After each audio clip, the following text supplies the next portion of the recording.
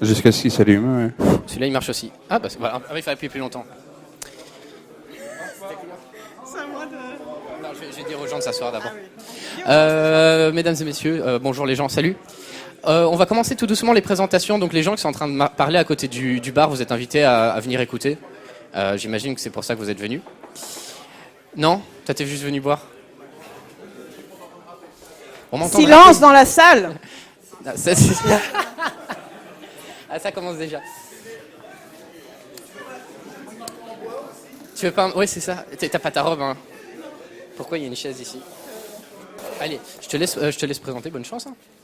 J'ai l'impression que ça marche pas. Non, mais asseyez-vous quand même. C'est incroyable, ça.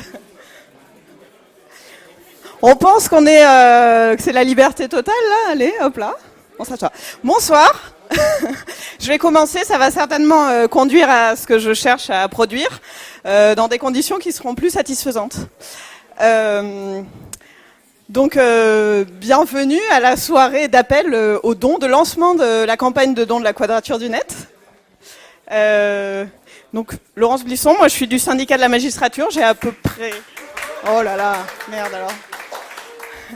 Vous avez décidé qu'il fallait me faire rougir dès le début, ça c'est vraiment salopard. Donc cette soirée de lancement de la campagne de dons annuelle de la Quadrature du Net que j'ai l'honneur et le plaisir de présenter, introduire, voilà, faire glisser m'a-t-on dit. Pour ceux qui ne la connaissent pas, mais je doute que des gens soient encore dans cette situation, la Quadrature du Net est une association qui va être largement présentée par l'ensemble des intervenants qui vont prendre la parole ce soir, mais qui est essentielle pour défendre les droits et libertés, notamment sur Internet, mais pas que. Et ce sera en partie un des sujets ce soir. J'avais décidé de faire plein de blagues, mais je les réserverai pour plus tard. Donc je vais immédiatement donner la parole à Philippe Aigrin, qui est donc le président de la Quadrature du Net, informaticien, essayiste et poète, dit-on sur le site de la Quadrature, pour évoquer la question de la réorientation de la Quadrature. Et parce que je ne peux pas m'empêcher de parler un tout petit peu sur ce sujet, je voudrais dire merci à la Quadrature du Net pour avoir fourni la communication la plus jouissive de l'année, avec ce communiqué de presse qui commençait par ces mots. Face à un mur, il faut savoir faire autre chose que se taper la tête contre. Et il faut bien dire qu'au mois de mai 2016, quand ce communiqué de presse est sorti, au syndicat de la magistrature, on avait bien la même impression. On n'a pas forcément eu la même orientation, mais je dirais qu'effectivement, on a bien souvent le temps de perdre beaucoup de temps à tenter d'influer rationnellement ceux qui ne veulent rien entendre. Philippe ? Bonsoir. Bonsoir, merci Laurence, merci à vous d'être là et d'avoir prévu d'y amener encore plein de monde.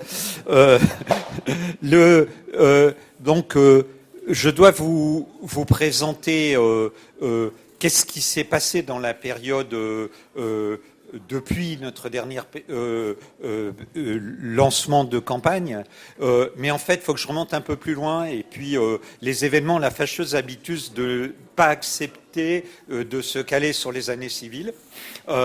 Donc, en fait, la réorientation dont vient de parler de Laurence, qui a été rendue publique par un communiqué de presse à la mi-2016, elle succédait à une période de près de 2 ans dans lequel la Quadrature du Net avait eu un investissement très intense dans des efforts d'influencer le Parlement français, y compris de l'intérieur, puisque c'est une période dans laquelle, avec quelques autres personnes qui partagent nos buts et nos valeurs, je siégeais dans la commission parlementaire sur le numérique, sur disons, le droit et les libertés à l'âge numérique de l'Assemblée nationale.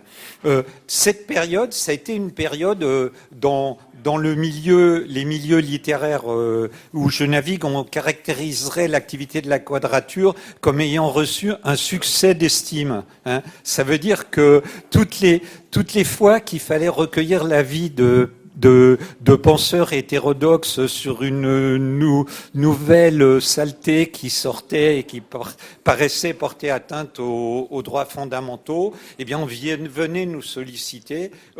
Ça voulait dire des tas de fois par jour, à l'intérieur des enceintes consultatives liées aux droits de l'homme, que ce soit la commission dont j'ai parlé, le CNCDH, le Conseil national du numérique, et plus encore les organisations qui regroupent les défenseurs des droits fondamentaux, il y avait un très fort consensus pour s'opposer à une dérive sans cesse plus forte au nom d'objectifs affichés sécuritaires portant atteinte à de nombreux droits fondamentaux et pas seulement à des questions de surveillance, mais également des questions de liberté d'action, de pensée, d'expression, d'association. Pendant que nous remportions ce succès d'estime que, par exemple, la commission parlementaire numérique adoptait avis après avis pour s'opposer au fond même des textes qui étaient présentés par le gouvernement, eh ben, un rouleau compresseur nous est passé dessus. Ce rouleau compresseur, il a eu plusieurs étapes.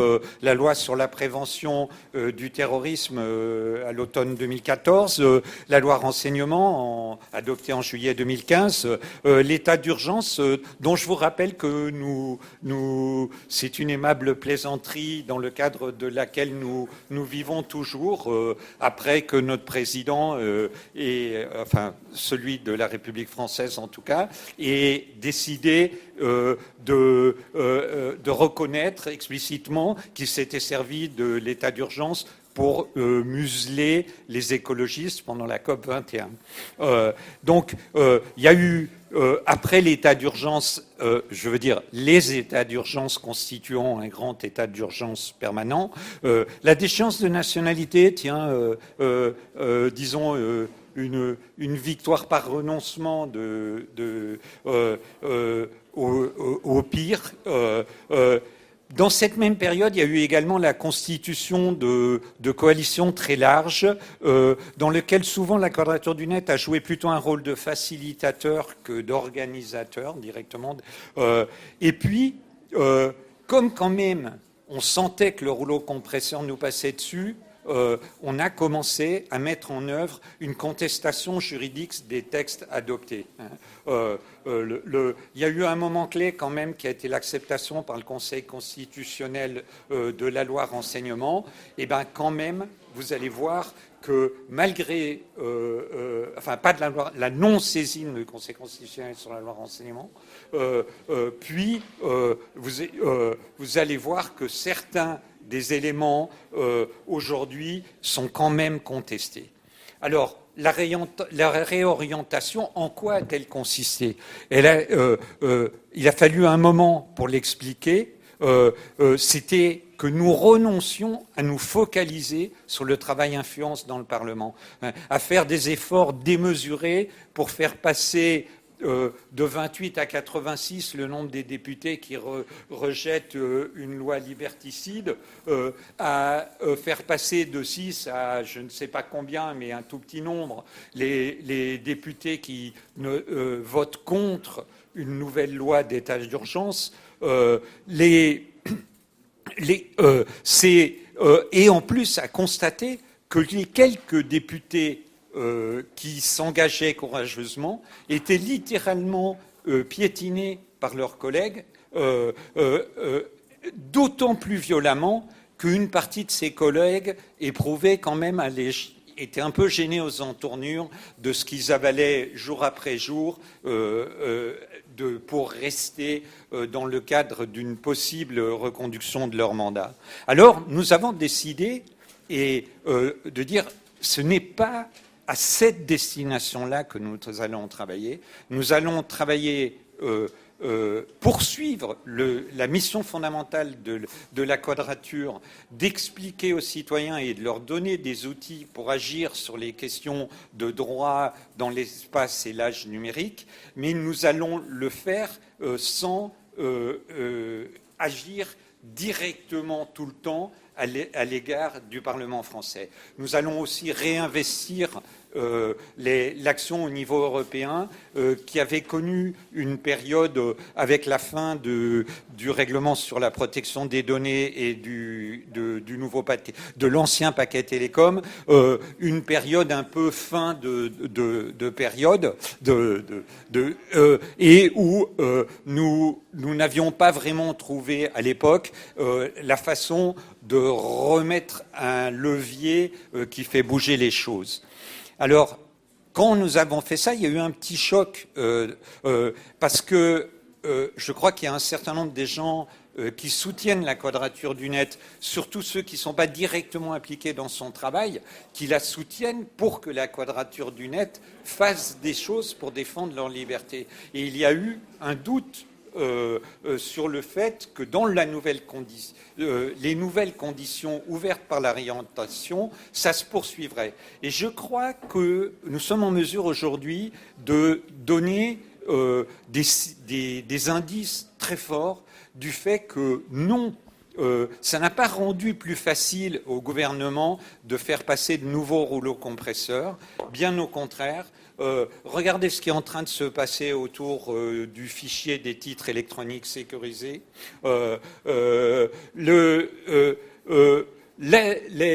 contestation juridique des textes s'est traduite par des victoires partielles avant que vienne une victoire qui est plus que partielle, qui est la suppression d'un article de la loi renseignement qui vient de la loi de 1991, mais qui constituait une brèche béante par laquelle on pouvait, sans aucun contrôle, procéder à la surveillance généralisée des communications hertziennes. Donc concrètement, le téléphone mobile et le Wi-Fi dans notre période. Donc, je pense que nous tenons le bon bout. Nous avons encore beaucoup à faire en matière de développement de ce que nous avons appelé les ateliers que nous voulons conduire avec les acteurs proches de l'action de la Quadrature, en les ouvrant à d'autres relais pour élaborer ensemble de nouveaux éléments d'action et de doctrine. Maintenant, il faut aussi faire un autre bilan là-dessus. C'est que cette période, elle a été extrêmement violente pour chacun de nous, nous tous, et pour chacun de nous, les gens qui s'investissent dans la Quadrature. C'est une période où, jour après jour, non seulement nous devions répondre à toutes les demandes, mais en plus, nous étions sans arrêt soumis à des pressions, des injures, ce n'est rien à côté d'autres catégories de population, mais on aurait tort de dire simplement « Ah, ils découvrent, comme les militants écologistes de la COP21 l'ont fait, ce qui arrive aux populations des quartiers défavorisés ou aux populations de catégories stigmatisées. » C'est un phénomène très grave quand s'étend ce champ, mais bien sûr, ce ne rend pas acceptable qu'il était avant déjà désolant. Plus concrètement, à l'intérieur de notre équipe, et en particulier pour ceux qui travaillent au quotidien dans l'équipe opérationnelle, ça a créé un stress considérable et ça nous a fait prendre conscience du besoin d'élargir notre action. Alors c'est plus qu'élargir l'équipe opérationnelle, c'est élargir les gens avec qui l'équipe opérationnelle est en position de travailler, et aussi de revenir à un rythme plus choisi et à un agenda plus choisi de nos actions. Enfin, pour terminer, la situation financière. Deux campagnes de donation ont été des grands succès. La première visait à sauver la Quadrature du Net après un appel au secours. La seconde visait à pérenniser son action, notamment en développant les dons récurrents. Mais compte tenu de ce que aujourd'hui, vous voulez juste vous faire du fric, c'est ça Ouais, exactement. Non, aujourd'hui, votre soutien.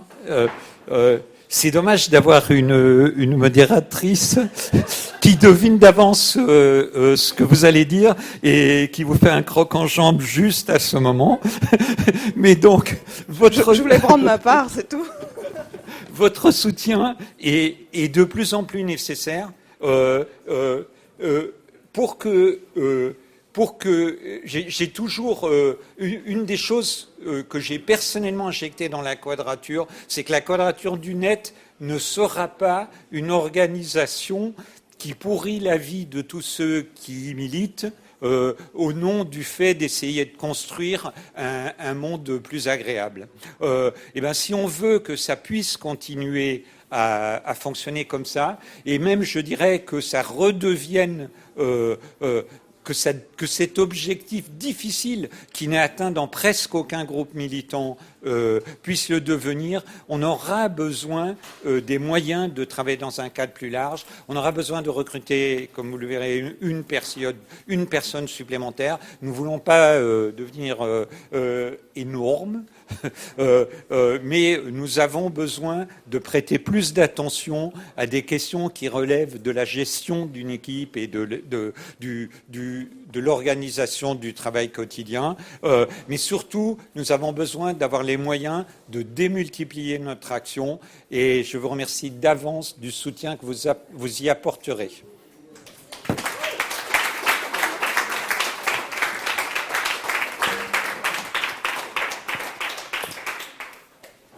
Merci Philippe. C'est le moment où c'est censé glisser, mais j'ai du mal parce que j'essaie de trouver des moyens de passer du rouleau compresseur, des exégètes amateurs, au paquet télécom. Je dirais qu'on peut quand même y arriver d'une certaine manière. Je vais essayer ça, puisque la deuxième partie, maintenant que le bilan a été fait de cette triste année, et en réalité de plusieurs années, dans laquelle effectivement on a été nombreux défenseurs des droits et libertés à faire face à ces violences d'une certaine manière, et à essayer d'y répondre par divers biais. Et je pense que par l'arme du droit, à laquelle nous on croit beaucoup, beaucoup de choses ont pu être faites. Là-dessus, il y a des indices graves et concordants, très clairement que la Quadrature du Net était indispensable. Indispensable, elle le sera toujours demain, pour notamment évoquer les questions qui tournent autour du paquet télécom et son infrastructure. Je vais essayer d'éviter de dire des bêtises sur la question, si ce n'est qu'il me semble que tout ça a à voir d'une certaine manière avec la neutralité du net. En matière de neutralité, je dirais que Benjamin Bayart, membre du Conseil d'orientation stratégique, m'a-t-on dit, le COS, je me permettrai de l'appeler comme ça à l'avenir, porte-parole de French Data Network, et Chris Topher-Taleb, qui n'est pas là, mais qui devrait venir pour également parler, chargé de com et des campagnes, l'inverse certainement, vont en parler. Je voulais faire ma blague sur la neutralité, elle était presque même marquée sur ma petite fiche rouge, ça je me refais pas, pour dire que en matière de neutralité, je crois que le seul domaine dans lequel Benjamin Bayart n'excelle pas, c'est ses cravates. C'est pas vrai, regarde celle-là à la vidéo, elle a l'air sérieuse. Non, ça il faut regarder de très près pour savoir que c'est des Pikachu sur la cravate. De là où vous êtes, ça ne se voit pas. Bonsoir. Alors, moi je suis censé vous parler du paquet télécom, et le grand problème c'est que je soupçonne que vous êtes plusieurs à pas bien situer ce que c'est. Donc ce sont la somme des directives européennes qui organisent le marché des télécommunications. Le premier paquet télécom, c'est celui qui organisait l'ouverture du marché des télécommunications, donc du téléphone, en 97. Le paquet télécom cette fois-ci, alors on parle d'un paquet parce qu'à chaque fois il réforme 3, 4, 5, 6 directives d'un coup. La réforme de cette fois-ci est présentée dans les communiqués de presse de la Commission européenne comme le fait de prendre les différentes directives, de les réformer, c'est là qu'on rigole, à minima, et de les regrouper pour former un code des télécommunications au niveau européen, donc l'équivalent au niveau européen du code des postes et communications électroniques que nous commençons à connaître par cœur en France. Bien, alors le à minima, vous voyez, c'est un patch de 260 pages. C'est-à-dire qu'en fait, il n'y a pas un article à peu près dans la réglementation des télécoms en Europe qui n'est pas modifié. Tous les fondamentaux sont touchés. Pour le moment, on n'en a pas encore une vision complète parce que, moi du moins, et puis les quelques autres qu'on ait à travailler dessus, il y a des gens côté Fédération FDN qui bossent sur le sujet, il y a des gens côté Quadrature, on bosse ensemble là-dessus. On n'a pas encore réussi à lire les 260 pages de patch.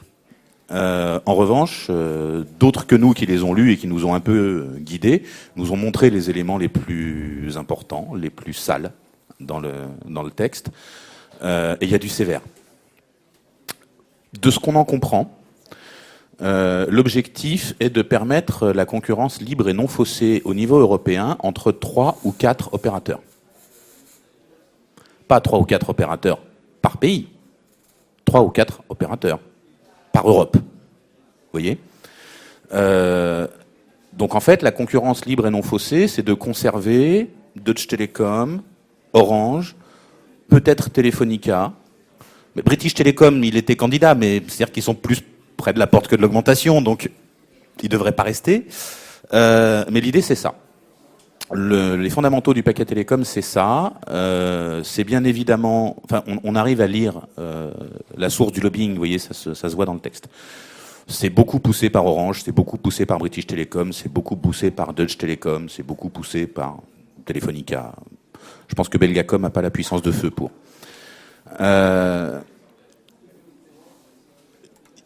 Ils avancent quelques arguments pour ça. On va essayer d'avancer des arguments dans l'autre sens. On n'a pas énormément de chances que ça passe.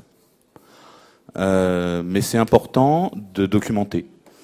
Nous, on va essayer de se battre sur le fait qu'il y ait, de manière systématique sur le marché européen, une possibilité des petits opérateurs d'exister. Qu'il existe 4 grands opérateurs d'infrastructure. Bon. Je pense qu'on ne pourra pas lutter contre. C'est malsain. Hein. Si vous voulez, je vous fais un petit cours d'économie sur pourquoi c'est malsain, mais ça veut dire qu'on privatise l'impôt. En revanche, que ces 4 opérateurs ne puissent pas empêcher, c'est-à-dire qu'ils aient des obligations, de faire en sorte que les petits puissent exister. C'est-à-dire qu'il existe un dégroupage de la fibre optique. Après tout, si les boucles locales optiques appartiennent au privé, comme l'eau appartient au privé en France en ce moment, il nous paraîtrait intéressant que les petits opérateurs puissent opérer sur ces réseaux et qu'il y ait donc une obligation de faire en sorte que les gros opérateurs louent leur réseau aux petits.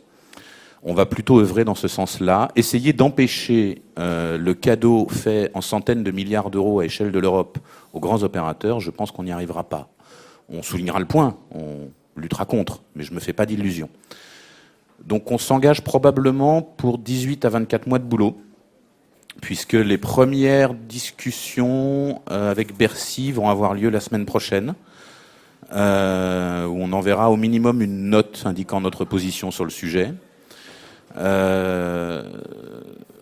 va y avoir du travail d'analyse, il va y avoir du travail pour comprendre les textes, il va y avoir du travail pour appuyer tout ça au niveau du Parlement européen.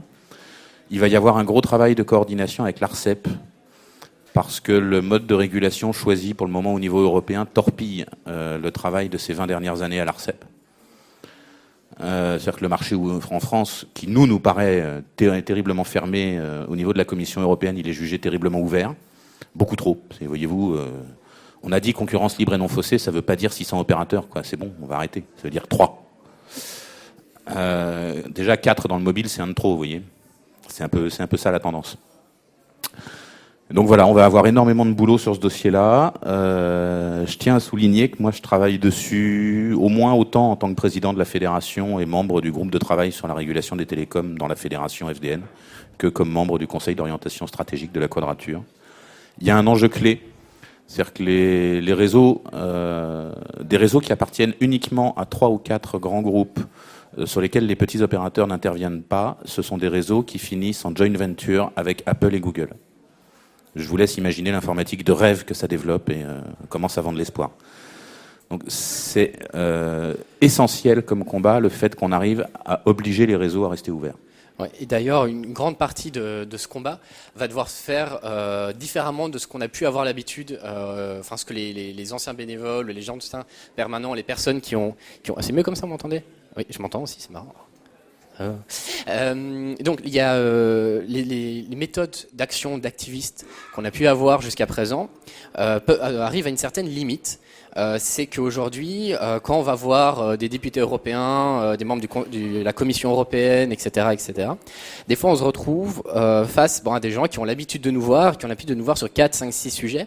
Et comme pour le terrorisme, un peu, on arrive à cette question, mais qu'est-ce que vous avez exactement à proposer ? Et c'est là qui finalement on arrive à une faiblesse qui avant n'existait pas, puisqu'on avait des arguments sur la défense des droits de l'homme ou des droits humains, la défense du partage, de la culture, etc. fonctionnait assez bien, puisqu'on arrive à un point où la technicité des débats législatifs, vraiment législatifs, même pas parlementaires, vraiment des débats législatifs qui se passent en commission, atteint un tel point qu'il devient difficile d'être juste activiste. Il faut être expert.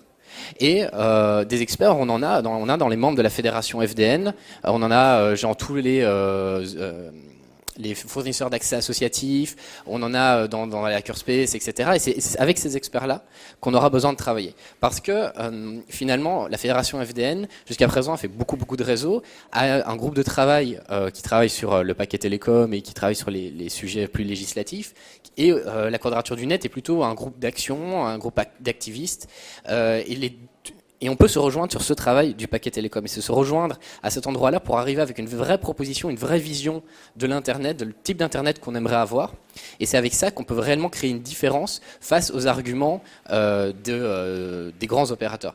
Il faut savoir que les commissaires européens, donc que ce soit Ansip ou Oettinger quand il était encore commissaire, voient les membres de Google, de Microsoft, 3 à 4 fois par semaine. Donc à un moment... ça reste des humains. À un moment, quand vous avez votre cerveau qui est plein d'argumentaires comme ça, tout pourri, on vous parle de l'internet des objets, on vous parle de la 5G, que ça va être génial, on va parler de trucs comme ça. À un moment, c'est difficile de faire la part des choses quand dans votre 25e rendez-vous avec Microsoft, soudainement au 28e rendez-vous, vous avez une bande de gars avec des hoodies qui débarquent avec leur argumentaire.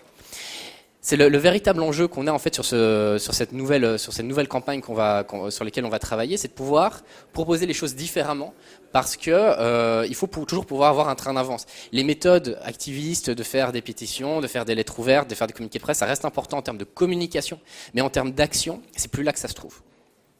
Donc, on a déjà commencé à travailler avec la fédération FDN, on a déjà commencé à parler de ce genre de choses. Et je pense que ça va être un des grands objectifs et un des grands défis qu'on aura à avoir cette année, c'est de pouvoir travailler avec des gens qui sont plus techniciens qu'activistes et plus activistes que techniciens, pouvoir faire des ponts entre ces différents mondes, parce que c'est là qu'on pourra créer non seulement une vraie richesse, non seulement une vraie vision aussi d'Internet, mais aussi on pourra vraiment mettre la main à la pâte. Et on a pu voir que mettre la main à la pâte et effectivement faire des choses comme Nuit debout, on peut montrer qu'en fait on peut arriver à faire avancer les choses et que l'activisme ne se résume pas à rester sur Internet, que sur les réseaux sociaux, etc. Donc voilà, ça c'est un peu pour la présentation des prochains plans qu'on aura sur ce sujet-là. Bien, merci. Applaudissons-les, évidemment. Je voulais poser une question, mais je crois que ça marchera pas. Je voulais savoir s'il y a expert, tu mets un H devant aussi ou non. Bon, la blague est mauvaise, on passe. Par contre, je remarque que ça n'augmente pas. Ah, enfin, quelle idée. Parce que c'est là qu'il faut faire, il faut mettre la pression. Il n'y a pas de JavaScript, mais oui, évidemment. Attends, merde, j'avais prévu ma phrase.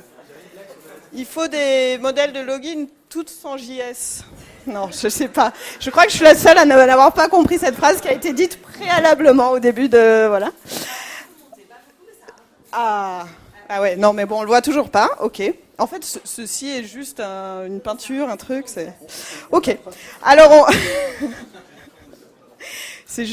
donc, continuons sur ce qui va se passer en 2017 pour la Quadrature, en fait.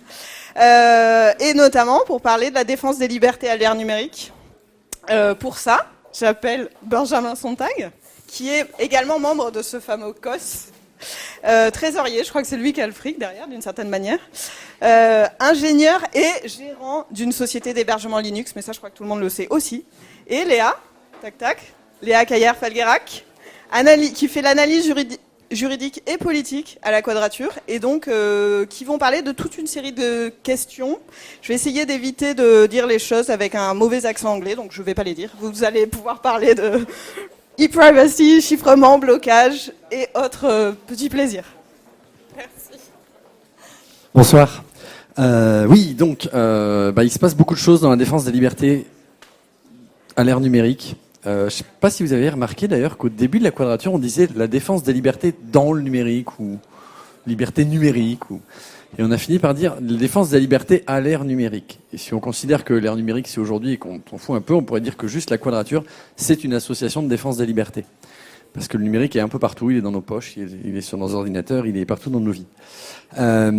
Et comme disait Benjamin Bayard tout à l'heure, avec 3 ou 4 opérateurs en Europe, il l'a pas dit tel quel, mais moi je trouve qu'on va être un peu dans la merde quand même. C'est-à-dire que ça veut dire que notamment, par exemple, si on veut tout contrôler, tout écouter, si les services veulent écouter, il y a 3 ou 4 endroits où se mettre, 3 ou 4 personnes à connaître, et ils ont fait le tour. Donc c'est un problème. Donc qu'est-ce qui se passe dans ce domaine-là? On a par exemple la directive e-privacy. C'est une révision d'une directive de 2002 qui aura lieu en début 2017 sur la confidentialité des communications. Donc évidemment, il faut que la Quadrature soit sur ce terrain-là. Il y a le règlement sur les données personnelles, qui est un assez bon règlement de ce qu'on a dit. Je vous avoue que je l'ai pas lu.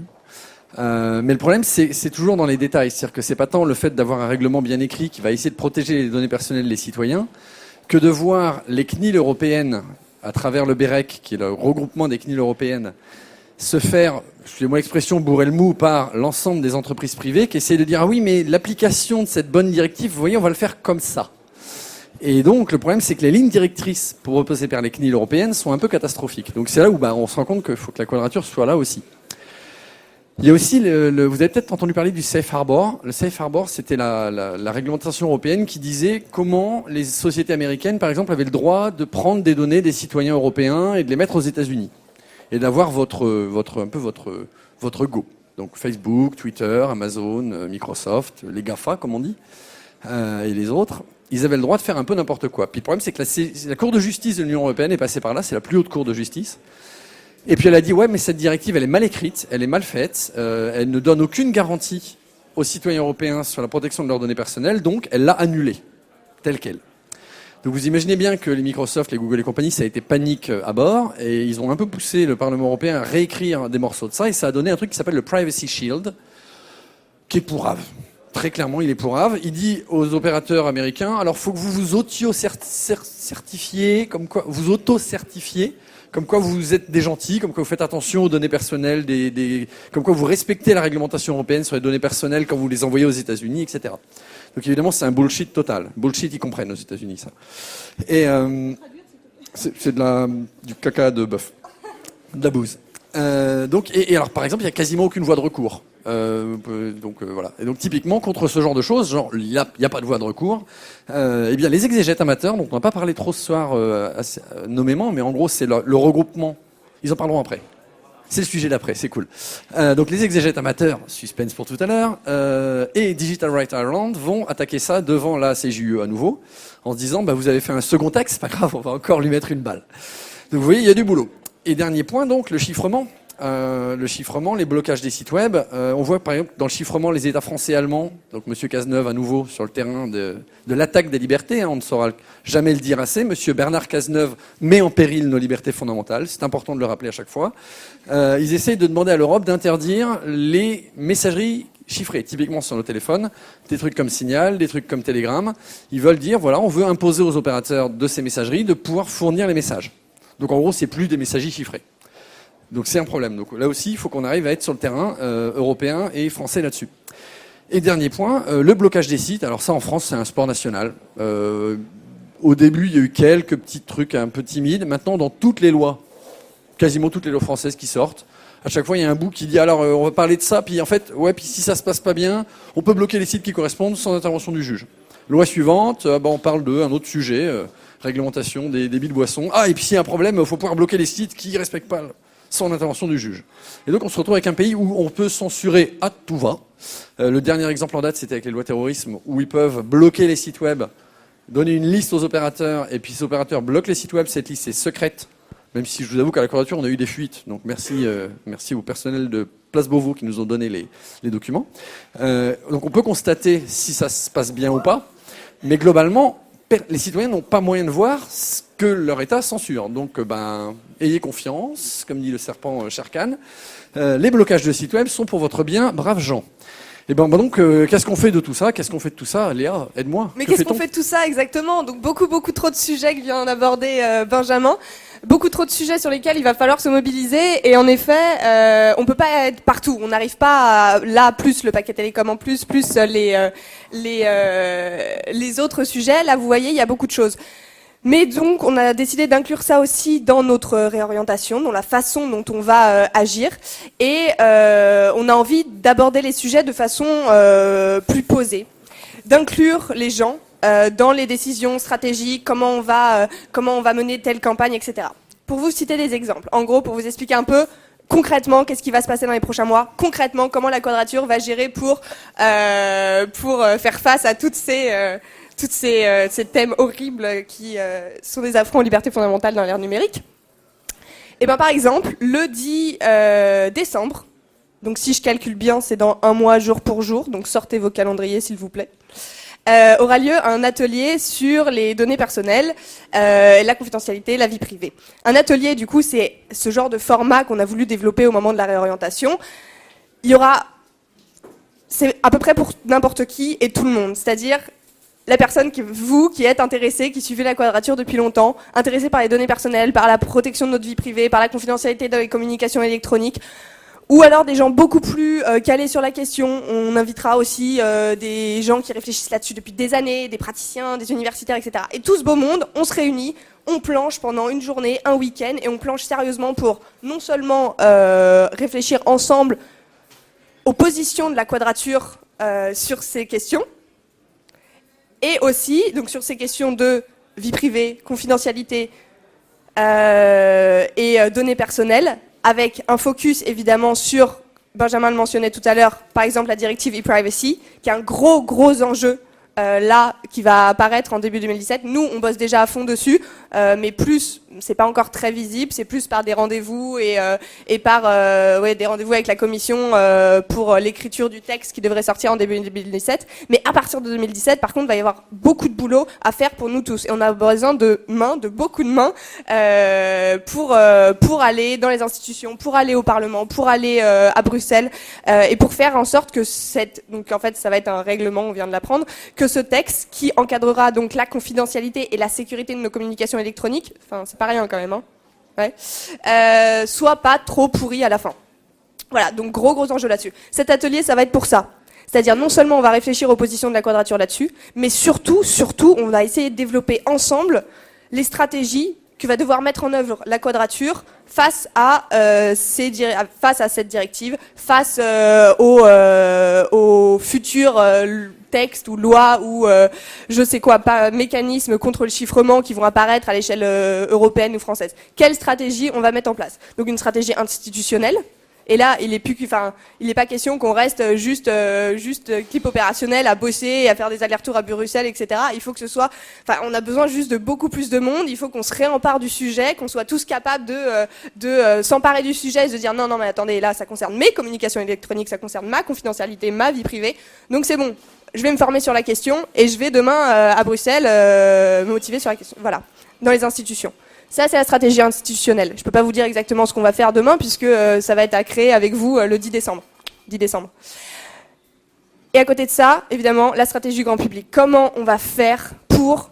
Quelle sémantique on va développer ? Quel thème on va vraiment cibler sur cette question, sur cette directive, pour que les gens puissent s'en saisir. Parce que là, on est tous concernés, on connaît bien, on est spécialistes plus ou moins du sujet. Mais comment on fait pour que monsieur et madame tout le monde dans la rue, ils puissent être conscients de ça ? Et là, on a besoin vraiment de tous les cerveaux pour réfléchir à ça. Voilà, donc ça, c'était un exemple de choses qui vont se passer en 2017. Là, c'est en 2016, 10 décembre. Mais voilà. Qu'est-ce que je peux vous dire de plus de concret qui va se passer ? À beaucoup plus court terme, bien sûr, vous avez dû en entendre parler. Le 21 novembre, donc c'est très très bientôt, le colloque sur le chiffrement organisé par l'OLN, l'Observatoire des libertés du numérique, dont fait partie le syndicat de la magistrature, bien sûr. Donc il faut venez, ça se passe à l'Assemblée nationale, c'est lundi 21 après-midi, ça va être passionnant. Mais naturally, l'inscription est obligatoire à cause des mesures de sécurité. Elle doit être faite avant dimanche soir, l'inscription. Avant dimanche soir. Donc inscrivez-vous et venons tous nous former sur la question du chiffrement, absolument essentiel. Et sinon, voilà, pour terminer, qu'est-ce qu'on va faire de concret sur cette question? On continue à expliquer, à faire toujours plus de pédagogie et d'explications pour le grand public sur ces questions-là. Grâce à Baptiste, notre graphiste, et grâce à tous les graphistes qui nous aident au quotidien, on arrive à développer à sortir des superbes vidéos qui expliquent aux gens leurs droits sur les données personnelles, comment reprendre le contrôle de leurs données personnelles. Donc ça, on va continuer. On est juste dans le début. Il y en a eu 4 de sorties, mais il y en a beaucoup en attente. Et là-dessus, beaucoup de choses à venir. Donc voilà, vous voyez que on se bouge à fond sur cette question. On a plein de projets, plein d'envies, mais qui se feront pas sans vous. Donc voilà, on se retrouve le 10 décembre et le 21 novembre et encore en 2017.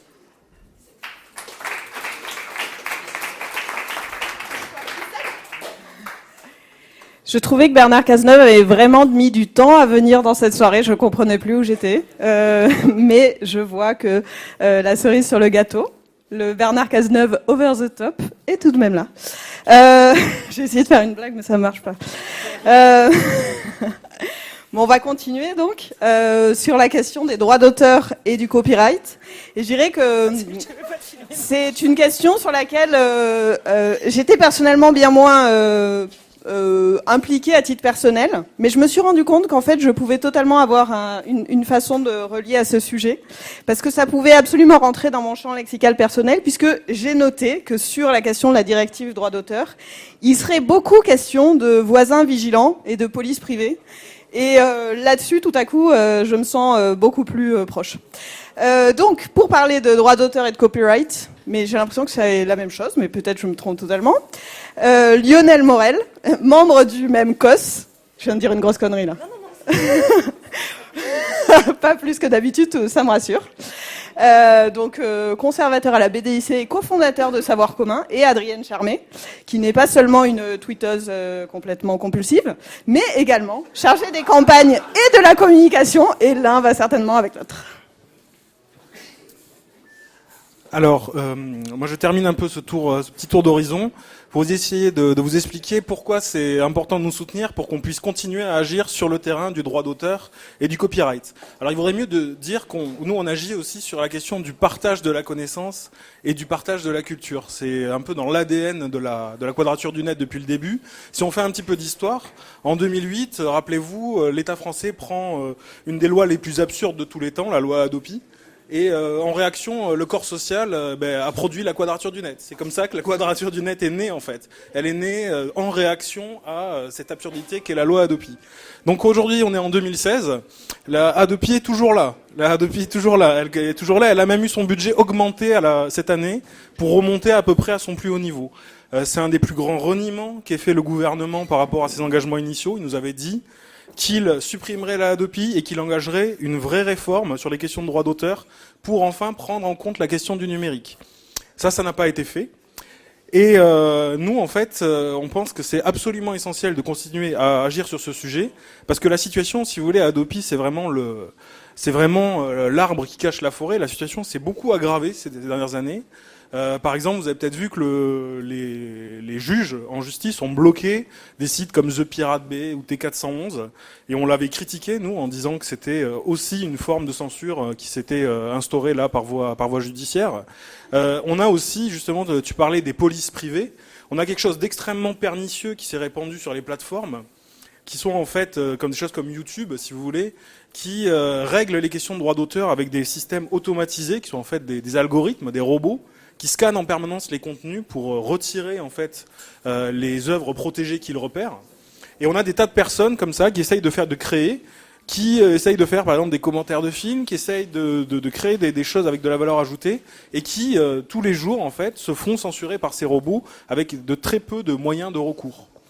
Alors en fait, pourquoi c'est important ? Parce que ces idées, si vous voulez, maximalistes sur le droit d'auteur, elles sont en train de se répandre, et elles commencent à atteindre aussi le niveau européen. Là, en ce moment, on a une directive sur le droit d'auteur qui est à l'étude. Et dans cette directive, il y a quelques aspects positifs, on va dire, notamment sur la recherche, par exemple. Mais le cœur, ça reste quand même le contrôle des usages. Et la Commission européenne propose d'étendre ce système de police privée à toutes les plateformes. Et elle veut créer une sorte de bulle de filtrage qui vous obligera à passer par le contrôle d'un robot chaque fois que vous uploaderez un contenu en ligne. Ce qui créerait, voilà, vous voyez, une sorte de membrane qui est créée par le droit d'auteur pour filtrer tout ce qui serait mis en ligne. La Commission a aussi dans son ligne de mire la question des liens hypertextes. Et elle veut mettre en place une taxe sur les liens hypertextes pour faire plaisir aux éditeurs de presse. Et si ça rentre dans la directive, autant dire qu'on touche à quelque chose de vraiment essentiel dans l'architecture d'Internet, qui est la liberté de faire des liens entre pages web, quoi, si vous voulez. Donc, vous voyez, il y a un contexte qui commence à devenir, qui est assez lourd hein, sur ces questions-là. Et il y a vraiment besoin pour nous de réfléchir aussi au changement de tactique, parce qu'on a beaucoup agi au niveau législatif, en essayant de faire du lobbying sur ces questions, en essayant de faire passer des choses au Parlement.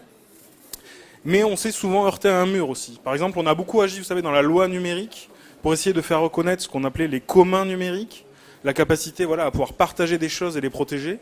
Et ça, on n'a pas réussi à le faire passer. Donc l'idée maintenant, c'est qu'on a besoin d'avoir aussi des moyens pour changer de stratégie, y compris sur ces sujets, et développer de nouvelles approches. Et on pense que le plus efficace pour ça, c'est de s'inspirer, je pense qu'Adrienne, je te passe la parole juste après, c'est de s'inspirer de ce qui s'est fait dans le groupe des exégètes amateurs pour aller faire des recours en justice, pour défendre les internautes quand ils subissent ces formes de censure. Et d'un autre côté, c'est aussi de retourner voir les auteurs eux-mêmes. Parce que si les choses sont bloquées au niveau législatif, il y a toujours la possibilité d'aller convaincre les auteurs d'adopter d'autres approches, d'utiliser des licences libres, de pas entièrement s'en remettre à des intermédiaires comme les producteurs, les éditeurs, d'essayer d'avoir de nouvelles façons de rentrer en contact avec leur public et de redéverrouiller les choses par la base en reparlant directement à ceux qui créent la culture, qui sont les auteurs. Sachant qu'on est tous un peu auteurs, hein, donc on a tous aussi en main les clés pour déverrouiller les choses. Alors concrètement, voilà pour ces deux thématiques d'action, la partie contentieux et puis la partie reprendre la main sur le discours et sur l'avancée des évolutions de mentalité. Pour la partie recours, on va essayer de procéder sur deux plans. D'abord, un peu comme ce que font les exégètes amateurs, peut-être on pourra faire un petit point sur les exégètes tout seul juste après, hein, ce serait bien. On va d'abord essayer de s'attaquer à un décret d'application de la loi création qui est passé en juin et qui instaure une taxe sur les moteurs de recherche d'images pour rémunérer les auteurs des images qui sinon on estime que la loi a décrété qu'il fallait rémunérer les auteurs de photos notamment quand on trouvait ces photos dans un moteur de recherche. Le problème, c'est que si vous publiez votre photo sous licence libre ou si vous avez pris une photo d'un objet, d'une chose, d'un monument, d'un tableau qui est dans le domaine public, le fait d'exiger de taxer la présence de ces contenus dans un moteur de recherche d'images, c'est du vol en fait. C'est-à-dire qu'on va reverser à des sociétés de gestion de droits d'auteur de l'argent pour des gens soit qui ne veulent pas forcément être rémunérés, qui ont choisi de diffuser librement leur contenu sous des licences de partage plus ou moins larges, ou alors des œuvres qui sont vraiment dans le domaine public et qui ne devraient pas donner lieu à cette forme de redevance. Donc ça, on va essayer d'attaquer ça parce que c'est pas juste pour tous ceux qui souhaitent véritablement partager leur création que le revenu de cette taxe aille financer dans des sociétés de gestion de droits, des actions de lobbying bien souvent contre le partage de la culture et de la connaissance. Donc, s'il y en a parmi vous, et en tout cas nous c'est notre cas, qui créons, qui publions sous licence libre, on n'a pas du tout envie que cet argent extorqué au moteur de recherche d'images finisse par financer du lobbying contre nos convictions.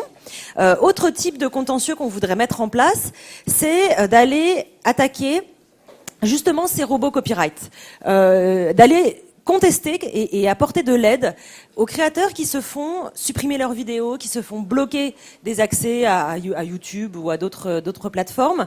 Il y a pas mal d'exceptions aux droits d'auteur qui sont un peu compliquées à sécuriser dans le droit parce qu'il n'y a pas assez de jurisprudence, parce que les cas sont pas suffisamment clairs. On va essayer d'accompagner des créateurs. Ça demande beaucoup de courage de leur part parce que ça veut dire s'attaquer à YouTube ou s'attaquer, je sais pas, à Sony, s'attaquer à Disney, s'attaquer à Canal+, à des grosses boîtes qui brassent beaucoup d'argent et qui sont pas tendres. Mais nous, on a décidé qu'on voulait accompagner sur le long terme par du conseil juridique, par de l'aide au quotidien, pour pouvoir faire avancer par la justice ce qu'on n'arrive pas à faire avancer par la loi. Ça, c'est la première partie contentieux. Et puis la deuxième partie sur le renouvellement du discours et une autre manière de travailler sur le partage de la culture et de la création. On a commencé déjà depuis quelques mois. On a organisé début juillet un atelier vraiment intéressant à la Quadrature où on a invité des créateurs de tout type, écrits, vidéos, musique, etc., avec qui on a discuté des positions de la Quadrature sur les questions de réforme du droit d'auteur et des politiques culturelles, voir si ça leur parlait, ce qui leur parle pas, ce qui leur semble répondre à leurs attentes, pas répondre à leurs attentes. Et puis en discutant avec eux, en construisant avec eux une stratégie, on a décidé, donc dans ce groupe qui était là au mois de juillet, de travailler à des campagnes de sensibilisation aux évolutions du droit d'auteur et du partage de la culture qui soient plus axées vers les créateurs. Parce que en face, les sociétés de gestion de droit, les producteurs, etc. ont un discours hyper simpliste qui est si vous voulez partager la culture, c'est que vous êtes contre les auteurs. Et ça, c'est d'une part complètement faux, et d'autre part, ça dresse des murs entre des créateurs qui veulent assez légitimement être reconnus, rémunérés, etc., mais qui ont l'impression qu'on est leurs ennemis. Donc tout le travail qu'on va essayer de faire, c'est de travailler ensemble à mieux expliquer, à mieux ajuster nos positions. Et puis sur la partie législative, sur cette directive européenne qui est en cours qui va arriver là, on va travailler avec des organisations européennes qui analysent, montent des campagnes, etc. autour de ça. Et notamment, je vous invite dès maintenant à venir chez Mozilla, c'est pas très très loin d'ici, le 1er décembre, on va commencer à communiquer dessus, pour une soirée d'explication de la directive européenne sur le droit d'auteur. Donc, pour l'instant, dans les organisateurs, il y a Mozilla, Wikimedia France et la Quadrature du Net. Chacun va axer l'explication sur les sujets qui sont ceux qui nous touchent le plus. Et on aimerait avoir le maximum de monde possible, y compris et surtout des créateurs, mais aussi vous tous, pour rentrer un peu dans le détail de cette directive. Qu'est-ce qui est bien, qu'est-ce qui est pas bien, qu'est-ce qu'on peut soutenir, qu'est-ce qu'on peut créer, vers où on peut aller. Donc là encore, dans cette logique d'intégrer plus en amont et de travailler avec d'autres organisations sur les campagnes, je vous invite le 1er décembre au soir à Numa, je crois que c'est à partir de 19h, à venir à cette soirée sur la directive européenne de réforme du droit d'auteur. Voilà.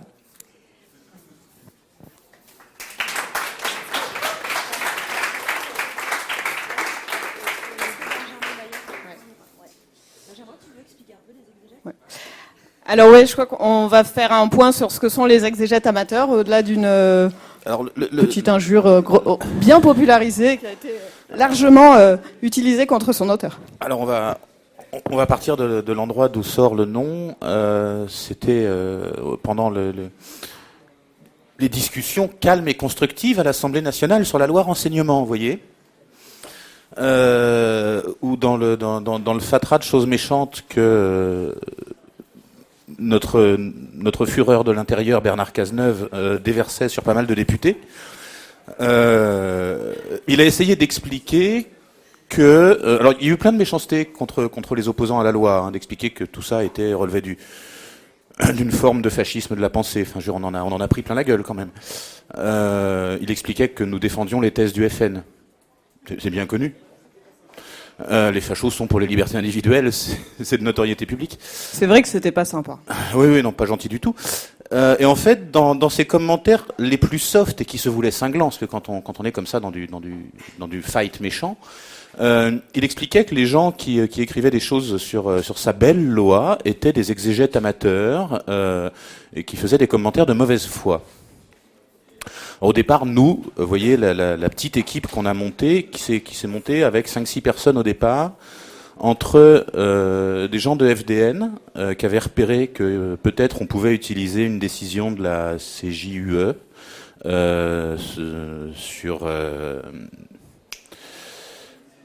sur la directive sur la rétention des données de connexion dans le cadre de l'affaire Digital Rights Irlande.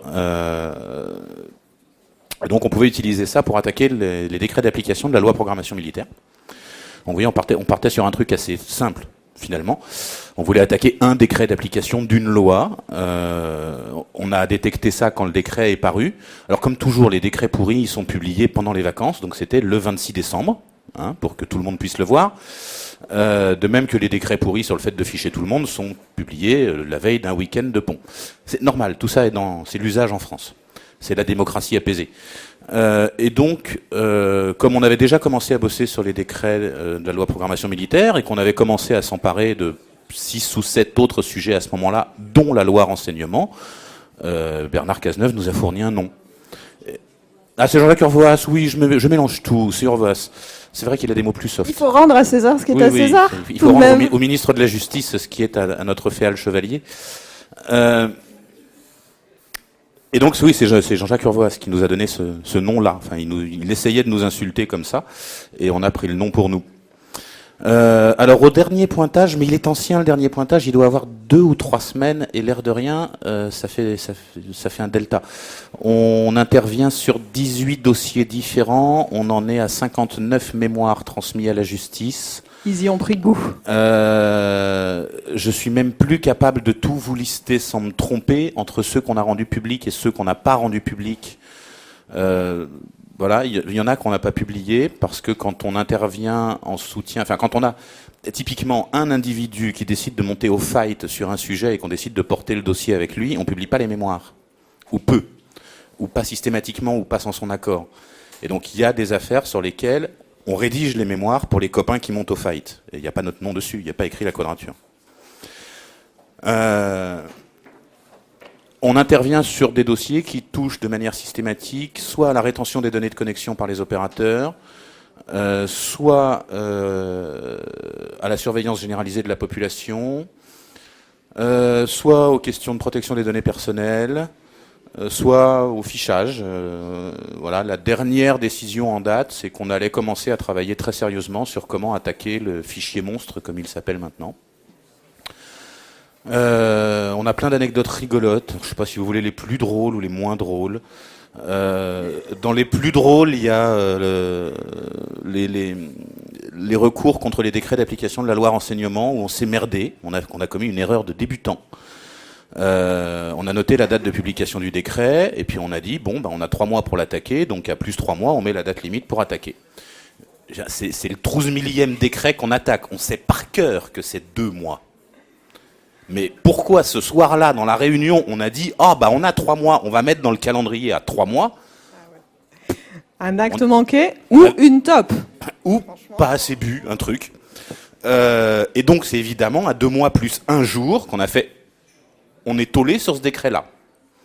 Donc là, un peu déprime générale pendant la réunion. Les 2 docteurs en droit administratif commencent à ressortir leur calepin, ils fouillent un peu. Et ils voient, c'est 2 mois, on le sait que c'est 2 mois, mais enfin, on est tollé. Le seul moyen pour que ce soit pas 2 mois, c'est d'être en outre-mer ou à l'étranger. Donc j'attends un peu que le bruit général se calme. Et je leur dis, alors si vous voulez, dans la fédération FDN, on a Neutrinet qui est en Belgique et on a Iguane.net qui est à Saint-Barth. Tu préfères outre-mer ou étranger ? Et donc c'est pour ça que dans les associations qui attaquaient l'article 20 de la loi de 91, il y a FDN, la fédération FDN, la Quadrature et Iguane.net. Ça, c'est la tropicalisation du contentieux, c'est génial. Et je trouve ça formidable. Voilà. Pour moi, ça, en dehors du fait que c'est marrant, voilà, c'est pour ça qu'on a créé la fédération FDN, parce qu'en étant nombreux et divers dans cette satanée fédération, on a des moyens en plus, on a des pistes. Alors moi, je pensais au départ que ça nous permettrait, quand on discute avec le petit baron local tsar de son département, vous voyez, de lui dire « Regarde, on a une association de chez toi, s'il te plaît, pour faire du réseau ». Bon, en fait, il se trouve que ça nous permet aussi de le prendre complètement par l'autre bout. Quand on discute avec une autorité nationale qui nous dit « Il faut être outre-mer », on fait « Oui, oui, aussi ». Vachement pratique. Donc voilà, c'est ce genre de choses-là, les exégètes, et c'est tout le temps ça. On est une douzaine maintenant à bosser sur, je sais même plus combien d'affaires en cours on a. Je sais qu'il y en a à peu près 18 qui ont été lancées, il doit y en avoir 3 ou 4 qui sont terminées. On a produit 59 mémoires la dernière fois qu'on a compté. Voilà. Les plus jolis font 125 pages de droit constitutionnel. Ah, la QPC, oui. La QPC Hertz, donc l'article 20 de la loi de 91 dit, alors la loi de 91 dit pour mettre les gens sur écoute, il faut ou bien demander à un juge ou bien une décision d'un comité Théodule. Et l'article 20 dit pour tout ce qui est communication hertzienne, il n'y a pas besoin ni du juge ni de Théodule. Tranquille, open. Alors en 91, les communications hertziennes, c'est les radios amateurs, c'est les cibistes, c'est les gens qui ont un téléphone satellite. Vous voyez, c'est pas vos parents, c'est pas moi. En 2016, les communications hertziennes, c'est vachement plus large. C'est tous vos téléphones mobiles, c'est le Wi-Fi, c'est le NFC pour le paiement, c'est presque tout en fait.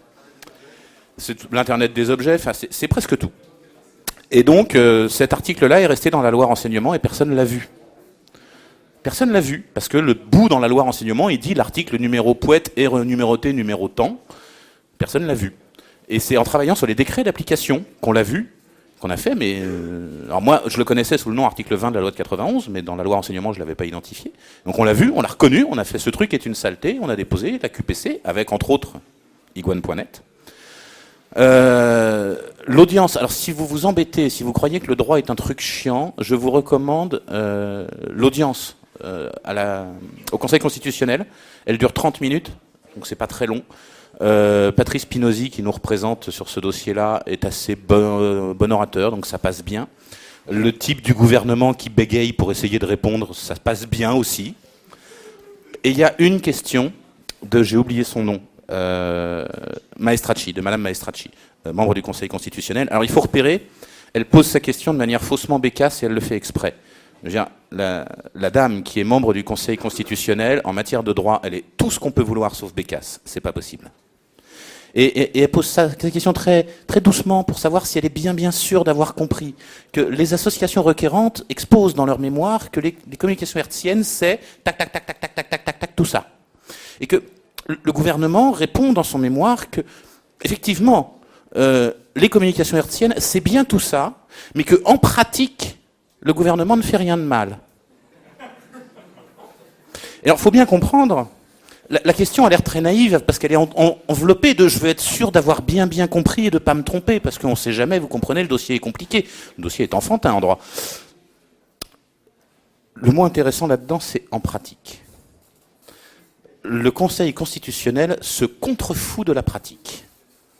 La seule chose qui intéresse le Conseil constitutionnel, c'est de savoir effectivement ce que dit la loi et si ce que dit la loi est contraire ou pas à la Constitution. La pratique du gouvernement, il s'en cogne. Et donc la question que pose Madame Maestracci, c'est les requérantes disent ça, vous nous dites qu'ils ont raison sur le fond du dossier, mais que vous êtes quand même des bons enfants. Cette question est superbe. La tête du représentant du gouvernement, quand il répond et quand il est obligé de dire oui, mais bon, oui, alors. Délicieux. Je vous recommande 30 minutes de droit constitutionnel, très agréable à regarder. Ah, et à la fin, on a gagné.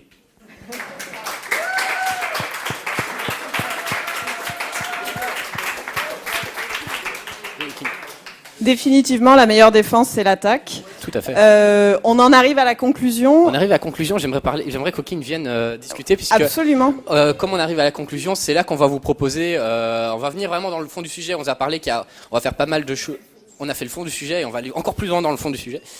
On va parler pas mal des prochains sujets qu'on va faire, et notamment d'un certain nombre d'ateliers. Et donc, s'il y a une personne qui fait des ateliers, qui fait de l'outil à la Quadrature, c'est bien Okin. Bonsoir, donc moi je suis le responsable des outils à la Quadrature. C'est moi qui, grâce au travail magnifique qui a été fait avec tous les designers et autres, on a réussi à faire ça dans les temps.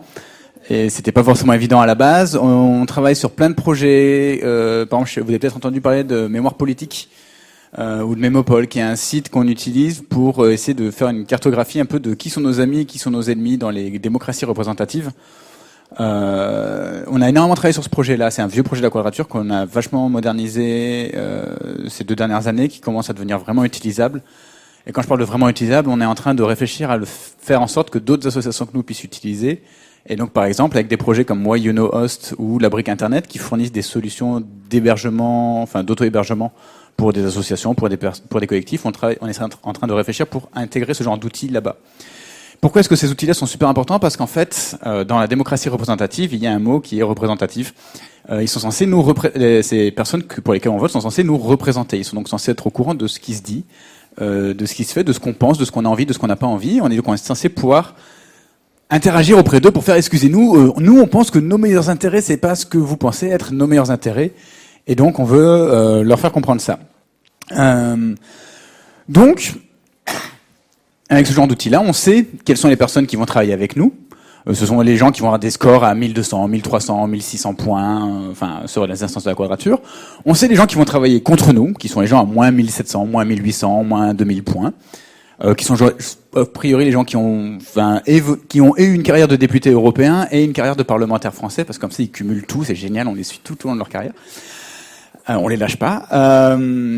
Et avec ça, on est capable de donner aux personnes et aux citoyens d'autres outils, ou de même bêtement de faire ce qu'ils se pensent, mais déjà de leur donner d'autres outils, comme par exemple le Piphone, alors qui actuellement ne fonctionne pas. Je sais, le DNS marche pas, il est tout cassé. Et il marche pas parce qu'on est en train de le réécrire intégralement pour justement se connecter directement. Hein ? Il est où Bortmeyer quand on a besoin de lui ? Mais non, mais là, le nom de domaine est expiré, en fait. Donc, Bortmeyer peut rien faire. Ah, je crois, ou un truc comme ça. Bref, on est en train de retaper intégralement le Piphone pour pouvoir le connecter justement sur Mémopol, pour pouvoir après, une fois qu'on sait qui sont nos alliés, qui sont nos ennemis, et qui sont ceux qui sont ni les uns ni les autres, permettre aux citoyens, pendant leur pause café en journée, de prendre 10 minutes pour rappeler gratuitement de leurs représentants et remettre un petit peu de représentativité dans cette démocratie représentative. Ce qui est très important avec Mémopol aussi, c'est qu'on peut créer en fait une cartographie des députés. Alors on est en France, les débats politiques, c'est quelque chose qui arrive. Vraiment, il faut le poser très près. Je disais, en France, les débats politiques, c'est quelque chose qu'on aime faire, hein, autour d'un verre, etc. Et surtout que la difficulté du politique aujourd'hui, de manière générale, c'est le côté rapide, c'est le côté Twitter, c'est le fait qu'à un moment ou à un autre, on va se dire que cette personne-là a dit ça. Enfin, c'est la culture du buzz qu'on a beaucoup en politique et que les médias continuent à alimenter parce que faut bien vendre du titre. Cependant, le fait d'avoir Mémopol, le fait de savoir que telle ou telle personne a voté ça il y a 2, 3, 4 ans, et que il faut savoir que des mandats, ça dure 5 ans.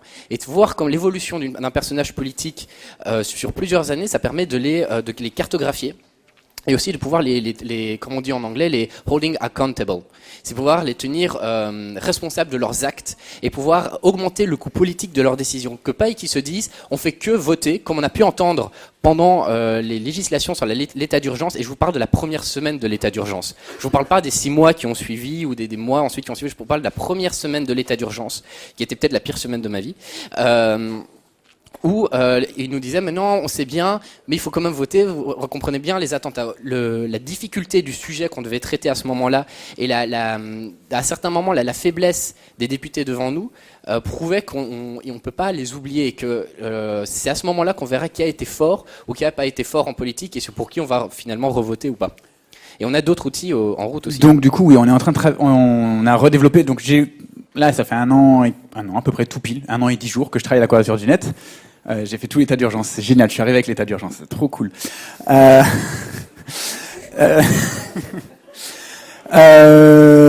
a donc remis au jour beaucoup d'outils internes, on travaille beaucoup sur des outils plus ouverts à l'extérieur, comme Mémopol, comme le Piphone. On a Respect MyNet qu'on est en train de remettre sur les rails pour justement faire peut-être un coup de main avec le paquet télécom pour dire que oui, alors les opérateurs qui sont censés s'autoréguler font n'importe quoi, globalement, tous, hein, de manière assez indiscriminée. Là-dessus, ils sont tous d'accord pour tous faire n'importe quoi, de manière différente. Donc voilà, pour essayer de documenter ça. Et là, je vais commencer à réavoir du temps, maintenant que j'ai fini le site de soutien et de le réécrire. On va pouvoir commencer à travailler sur des projets un peu plus On voulait lancer des réflexions sur de nouveaux outils dont on pourrait avoir des besoins. Et se donner un peu des moyens derrière. Donc si jamais vous avez envie de contribuer à des outils, et ça ne veut pas nécessairement dire que vous êtes des super bons développeurs ou programmeurs, on a besoin de gens qui savent faire du design, de l'intégration, qui savent faire de ce qu'on appelle de l'UX, donc de l'expérience utilisateur. Comment est-ce qu'on se Il y a dépasse aussi besoin de gens qui puissent identifier des besoins. Voilà. Que vous soyez activiste, mais pas nécessairement activiste informatique, des gens qui sont, qui vous soyez qui voulaient participer à un certain type de nos actions ou qui participaient à des actions dans d'autres associations, etc. Et je dis ça aussi pour les gens qui nous écoutent à Lyon, parce que je sais qu'ils nous écoutent. C'est que si vous voulez, et on a besoin de savoir qu'est-ce qui va être les premiers outils, les prochains outils qu'on va utiliser, et on a besoin de réfléchir autour de ça. Comme l'idée, c'est qu'aujourd'hui, dans notre orientation, on a envie de recréer nous-mêmes notre calendrier et pas d'être esclave du calendrier législatif qu'on nous impose. C'est de pouvoir réfléchir réellement à quels sont nos besoins et à comment on va les faire. Et ce temps de réflexion, on va le prendre. Et c'est ça qui va vraiment changer par rapport à comment la quadrature fonctionnait avant. C'est que maintenant, la réflexion, on va la faire pas en urgence à la bourre sur un coin de table, on va la faire en profondeur et pour de vrai. Et notamment sur les outils, parce que c'est vraiment cette partie-là qui avait souffert donc dans les dernières années. Normal, il y avait Mindy avant qui a fait énormément de travail. D'ailleurs, merci à lui, parce que c'est lui qui a vraiment remis les communautés de développeurs sur les rails et qui permet de recruter un peu de monde. Mais donc on va avoir le Chaos Communication Congress en décembre où on va aller présenter beaucoup d'ateliers, on va beaucoup discuter avec d'autres organisations pour essayer de travailler ensemble sur du développement d'outils, parce que nous on a des besoins très spécifiques, mais par exemple il peut y avoir d'autres organisations ailleurs qui ont d'autres besoins. On va beaucoup travailler sur Memopol parce qu'on aimerait bien avoir les parlements régionaux, nationaux de tous les autres pays de l'Union européenne pour suivre. Parce que déjà sur Memopol, on a non seulement le Parlement européen comme c'était le cas avant, mais aussi le Parlement français, l'Assemblée nationale et le Sénat, grâce au travail de plusieurs bénévoles de Regard Citoyen. Entre autres de Regard Citoyen, parce qu'on a aussi des gens qui développent Memopol et qui ne sont pas à Regard Citoyen. Et inversement. Alors voilà, pour essayer, en gros, donc vous avez le 10 décembre, c'est ça, hein, c'est 10 décembre, oui, c'est ça, c'est 10 décembre l'atelier avec. 10 décembre. Donc aussi en février, on fait un week-end de travail sur Memopol, un gros sprint de code. Donc ça va beaucoup être du code, mais on va essayer de travailler plus sur les parties. Comment est-ce que les gens qui utilisent Memopol s'en servent et comment est-ce qu'on peut leur faciliter la vie? Parce que pour le moment, c'est encore un petit peu brouillon. On va essayer d'améliorer ça. Jusqu'à février. On sera au congrès cet hiver, donc n'hésitez pas si vous venez à venir nous voir, à venir travailler avec nous. Et puis boire du thé. Et boire du thé, puisqu'on aura comme d'habitude la Tea House. Sur les prochains, on est aussi à Capitole du Libre, donc s'il y a des gens qui sont ailleurs en France, qui regardent sur Internet, n'hésitez pas à venir me voir, ou Benjamin qui sera là aussi à Capitole du Libre, si je ne me trompe pas. C'est quand Capitole du Libre? C'est dans la semaine prochaine. C'est le week-end prochain. On a plein d'idées, on a plein de besoins aussi, et n'hésitez pas à venir vous impliquer dans le travail qu'on fait. Ce qui est intéressant de voir, c'est qu'il y a une espèce avec la fin du règlement sur la neutralité du net, etc., une espèce de renouveau sur les grandes campagnes. Il y a des anciens qui, ça fait 10 ans qu'ils travaillent, ils commencent à tout doucement se calmer. Et donc il y a une espèce de nouvelle génération d'activistes IT qui est en train d'arriver. C'est peut-être là qu'on a peut-être quelque chose à faire, nous. Je voudrais remercier tous les bénévoles qui ont travaillé sur le site de soutien, et notamment Ipsoline qui a fait les maquettes et sans qui on n'aurait pas un site aussi joli. Baptiste, il a disparu. Il est où? Il est là-bas. Je remercie donc Baptiste aussi pour le travail qu'il a fait. Aussi tous les bénévoles qui travaillent avec toi pour les vidéos sur Contrôle tes données. Aussi sur tous les bénévoles qui ont travaillé sur les textes de Contrôle tes données. Donc c'est ça le plus important. Donc je pense qu'on va terminer là. Bonjour à Lyon qui nous regarde et bonne soirée. Il faut peut-être rappeler que c'était quand même une campagne de dons. Que la page n'a certes pas été rafraîchie, mais l'objectif est tout de même de réunir des fonds qui permettent aussi que ce travail qui est essentiel, et je crois que cette soirée aura permis de le redire encore une fois, essentiel pour lutter contre la surveillance, essentiel sur la question de la protection de la vie privée, de la protection des libertés sur Internet, mais pas que, et toutes les formes d'atteinte illégitimes qui constituent le cœur de métier de la Quadrature. Donc pensez à donner pour la Quadrature pour qu'elle puisse continuer de fonctionner. Je laisse le dernier mot à Adrienne. Dire 3 mots sur nos besoins financiers quand même, parce qu'on n'en a pas beaucoup parlé. Donc comme on disait, on aimerait pouvoir augmenter un tout petit peu notre budget entre 2016 et 2017, globalement pouvoir recruter une personne de plus. On a sur notre site de don, je vais faire la présentation du site de don. Non, il est statique là, mais on propose un don mensuel ou un don ponctuel. Alors je vais juste dire un mot là-dessus parce que ça peut être intéressant d'expliquer pourquoi. Ça fait un moment qu'on a proposé cette possibilité, mais ça marche surtout bien depuis l'année dernière. Globalement, on a besoin de gens qui s'engagent sur l'année à nous donner un peu d'argent. Quand vous voulez donner en une fois, vous pouvez, je sais pas, donner 50 €, c'est chouette, c'est vachement bien et on en a vraiment besoin. On a aussi besoin de gens qui nous donnent 5 € par mois. Ou 10 €, ou 50 ou 500 par mois, on sera très très content. Mais on a besoin d'avoir une visibilité sur notre budget. Aujourd'hui, on a presque l'équivalent on a 2 salaires et demi à peu près qui tombent tous les mois en dons récurrents. C'est une sacrée sécurité pour nous parce que sinon on récupère tous nos fonds en gros entre début novembre et fin décembre et si on plante la campagne de dons, on est un peu mort en fait. L'intérêt de nous soutenir au long cours, c'est qu'on a une visibilité sur les années suivantes. On sait ce qu'on peut faire, on sait ce qu'on peut engager comme projet, ce qu'on peut engager comme financement divers et variés. Donc c'est vraiment important, si vous le pouvez, de choisir plutôt un don récurrent qu'un don ponctuel. Ça peut faire le même montant au final à la fin de l'année, mais nous, ça nous aide beaucoup. Quoi d'autre sur le site de dons? Il y a pas mal d'informations sur les onglets en haut sur la répartition assez globale de notre budget, sur ce qu'on fait, sur des questions-réponses. Et puis, autre chose... Eh ben, ça vient de me ressortir de la tête, donc je ne sais plus. Non, mais c'est bon. Oui, la vidéo à partager, à faire tourner. On compte sur vous pour nous aider à faire tourner cette campagne.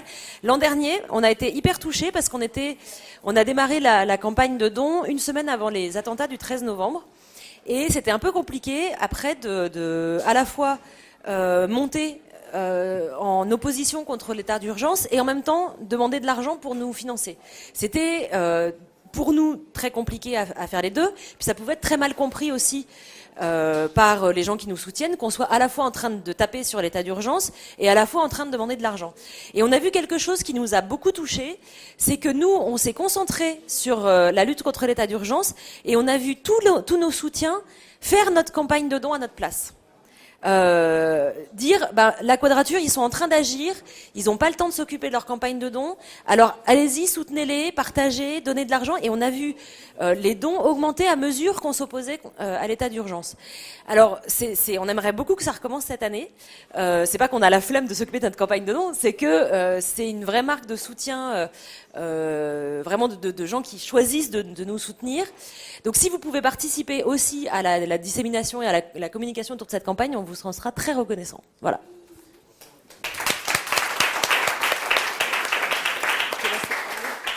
C'est moi qui termine. Tu conclus? Tu veux conclure? Non, mais voilà. Voilà.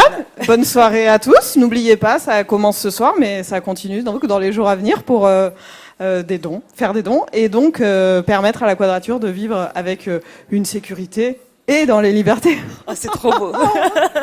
Parce que la sécurité est la première des libertés. C'est